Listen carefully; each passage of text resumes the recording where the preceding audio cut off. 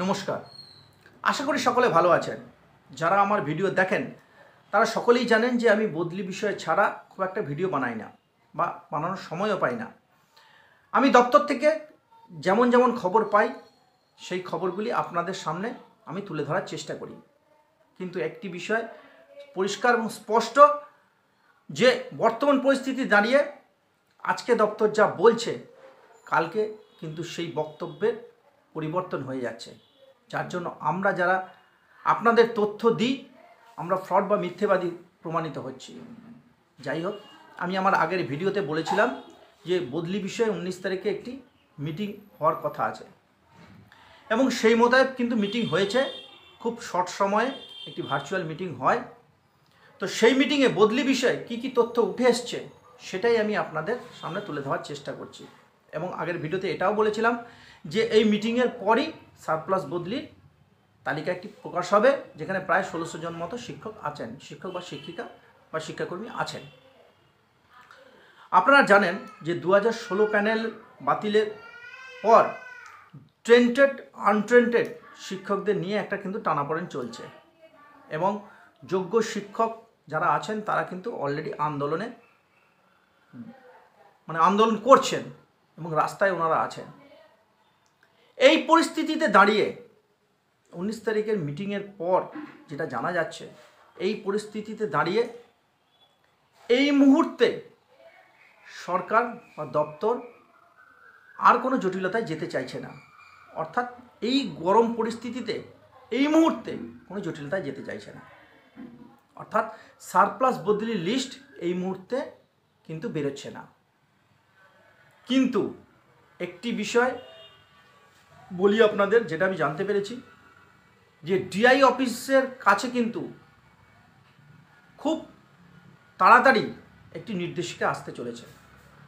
সেই নির্দেশিকাটা কি সেটাই এবার আপনাদের বলছি। তবে আমি আবার বলছি যে আমি আজকে যা পরিবেশন করছি বা আপনাদের সামনে যা তুলে ধরছি সেটা কিন্তু ভুল বলে প্রমাণিত হতে পারে, কারণ দপ্তর আজকে যা বলছে কালকে কিন্তু তার ব্যতিক্রম ঘটছে। তো যেটা জানতে পেরেছি সেটি হলো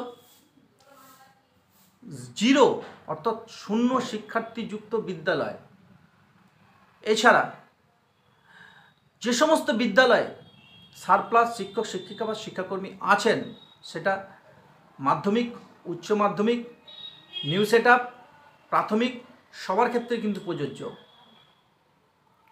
সেই সমস্ত বিদ্যালয় থেকে কর্মীদের বর্তমানে পিটিআর মেনটেন করতে বা পিটিআরকে ঠিক রাখতে এই পরিস্থিতিতে দাঁড়িয়ে টেম্পোরারিভাবে কিন্তু বদলি দেওয়া হবে।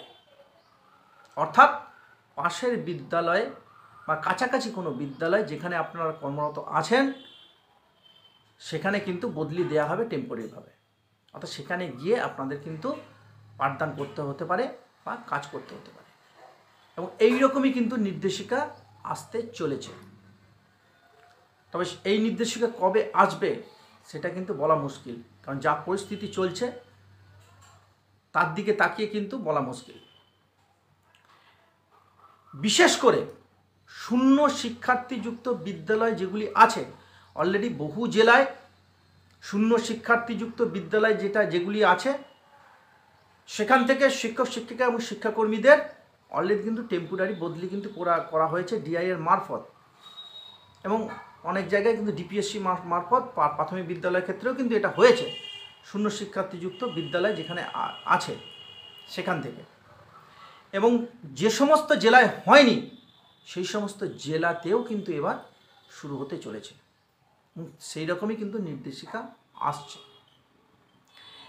আরেকটি বিষয় যেটা সোশ্যাল মিডিয়ায় ঘোরাঘুরি করছিল যে সারপ্লাস বদলি অনলাইনে হবে,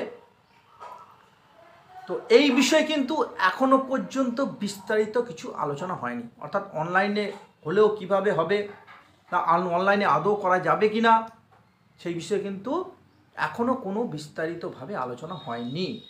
এটা কিন্তু পরিষ্কার আপনারা জানুন যে এখনও পর্যন্ত কিন্তু বিস্তারিতভাবে কোনো আলোচনা হয়নি। তবে অনলাইনে হবে এরকম একটা শোনা যাচ্ছে। এরপর আসি মিউচুয়াল বদলি নিয়ে। আপনারা সকলেই জানেন যে মিউচুয়াল বদলিতে উচ্চশ্রীর মাধ্যমে অনেকেই অ্যাপ্লাই করে রেখেছেন এবং উচ্চশ্রী পোর্টাল বন্ধ হওয়ার আগে অ্যাপ্লাই করা ছিল, তাদেরও কিন্তু ছাড়া হয়নি, অর্থাৎ পেন্ডিং কেস হিসেবে তাদেরও কিন্তু ছাড়া হয়নি। তো 2016 প্যানেলের ক্যান্ডিডেট যারা আছেন তাদেরকে চিহ্নিতকরণের কাজ শুরু করছে দপ্তর।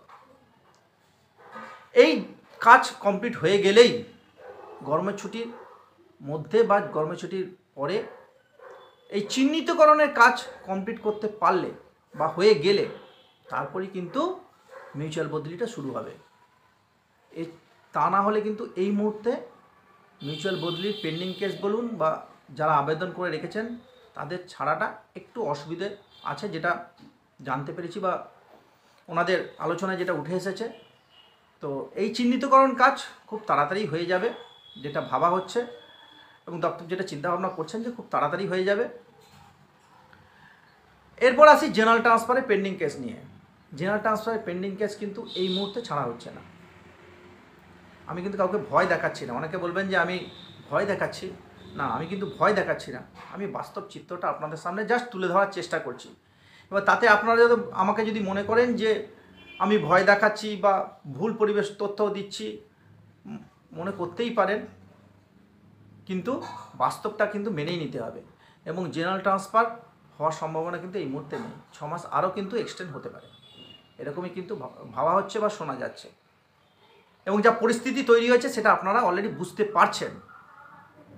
তো যাই হোক, আমি বদলি বিষয়ে অনেকগুলো তথ্য দিলাম এবং এটাও জানতে পেরেছি শুক্রবার দিন কিন্তু আরেকটি মিটিং হবে। সেই মিটিংয়ে 2016 প্যানেল নিয়ে এবং বদলি বিষয়ে যদি কোনো আলোচনা হয় তাহলে আমি জানতে পারলে অবশ্যই আপনাদের সামনে তুলে ধরার চেষ্টা করব। ততক্ষণ পর্যন্ত চ্যানেলটিকে সাবস্ক্রাইব করে আমার পরবর্তী ভিডিওর জন্য অবশ্যই আপনারা অপেক্ষা করবেন। এবং আমার টেলিগ্রাম গ্রুপ আছে, যেখানে আমি সহ আরও অভিজ্ঞ শিক্ষক আছেন, সেখানে আমাদের বিভিন্ন বিষয়ে আলোচনা হয়। আপনারা চাইলে সেখানে যুক্ত হতে পারেন, যার লিঙ্ক ভিডিও ডেসক্রিপশন বক্সে দেওয়া থাকছে। সকলে ভালো থাকবেন, সুস্থ থাকবেন, সঙ্গে থাকবেন।